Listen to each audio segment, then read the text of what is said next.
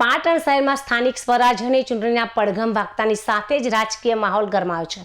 એક તરફ રાજકીય પક્ષો પોતાની રણનીતિ ઘડી રહ્યા છે, ત્યારે બીજી તરફ પાટણના પીઢ અને મજબૂત નેતા ગણાતા ભરત ભાટિયાએ કોંગ્રેસ સાથે છેડો પાડીને અપક્ષ તરીકે ફોર્મ ભરતા રાજકારણમાં ભૂકંપ સર્જાયો છે। નગરપાલિકામાં વિરોધ પક્ષના નેતા તરીકે પણ સેવા આપી ચૂક્યા છે। તેમની ખાસિયત એ રહી છે કે તેઓ છેલ્લા 15 વર્ષથી ભાજપ, કોંગ્રેસ અને અપક્ષ એમ અલગ અલગ રીતે ચૂંટણી લડીને સતત જીત હાંસિલ કરતા આવ્યા છે। તેમના જણાવ્યા અનુસાર વોર્ડ નંબર 8ના મતદારો રાજકીય પક્ષને જોઈને નહીં પરંતુ સદસ્યના કામ જોઈને મત આપે છે। વિસ્તારના લોકોનો વિશ્વાસ જ તેમની ખરી તાકાત છે। રાજકીય પક્ષોના બંધનથી દૂર રહીને જનતાની સેવા કરવા માટે તેમણે આ વખતે અપક્ષ લડવાનો નિર્ણય કર્યો છે। ભરત ભાટિયાના નિર્ણયથી કોંગ્રેસ છાવણીમાં દોડધામ મચી ગઈ છે।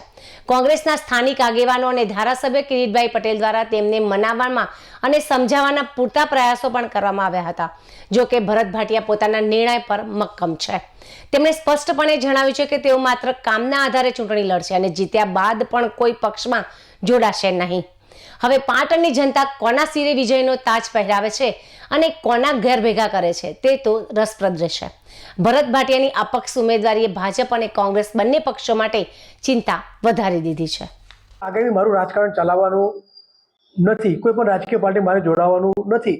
ફક્ત અપક્ષ ચૂંટાઈ મારા વોર્ડ વિસ્તારના મતદારો, પાટણ શહેરના બધા સગા સંબંધીની સેવા કરવાની નગરપાલિકાની સ્વાભાવિક છે। કોઈ પણ રાજકીય પક્ષનો આગેવાન એના પક્ષથી વિલુપ્ત થતો હોય અથવા દૂર થતો હોય તો રાજકીય પક્ષના ધારાસભ્ય હોય, જિલ્લાના હોદ્દેદારો, શહેરના હોદ્દેદારો અને રાજકીય સામાજિક આગેવાન પણ મનાવવા માટે આવ્યા હતા।